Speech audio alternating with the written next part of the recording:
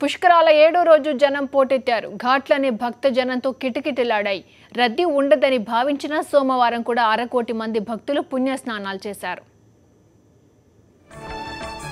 శని ఆదివారం మాదిరిగానే సోమవారం కూడా పుష్కర క్షేత్రాలకు భక్తులు పోటెత్తారు. కరీంనగర్ జిల్లాలో వివిధ ఘాట్లలో 22 లక్షల మందికి పైగా భక్తులు స్నానం చేశారు. శివక్షేత్రమైన కాళేశ్వరానికి బారులు తీరారు. ఇక్కడ సుమారు 6 లక్షల మంది స్నానం చేసినట్లు అధికారులు వెల్లడించారు. కాళేశ్వరానికి వెళ్లే వాహనాలన్నీ దాదాపు 10 కిలోమీటర్ల మేర స్తంభించిపోయాయి. భక్తులు అనేక ఇబ్బందులు పడ్డారు. ధర్మపురిలోనూ రద్దీ కొనసాగింది. పుష్కర ఘాట్లన్నీ భక్తులతో కిటకిటలాడాయి. ఖమ్మం జిల్లా భద్రాచలానికి భక్తులు పోటెత్తడంతో రామయ్యను దర్శించుకోవడానికి 5 గంటల సమయం పట్టింది.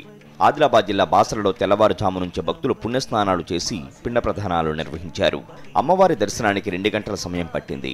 నిజామాబాద్ జిల్లా కందకుర్తి, పోచంపాడు, తడపాకల్ పుష్కర ఘాట్లకు భక్తులు పోటెత్తారు.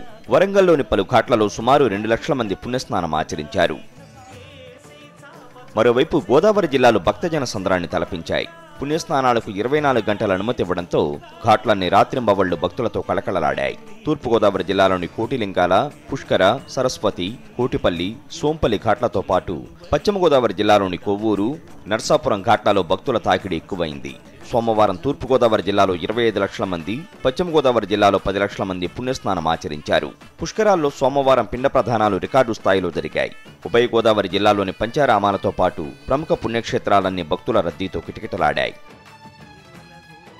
7 రోజులుగా లక్షల సంఖ్యలో స్నానాలు, పిండ ప్రదానాలు, కుంకుమ పూజలతో గోదావరి తీరం ప్రమాదకరంగా మారుతోంది. ఘాట్ల సమీపంలో నీరంతా కాలుష్య కోరల్లో చిక్కుకుంటోంది.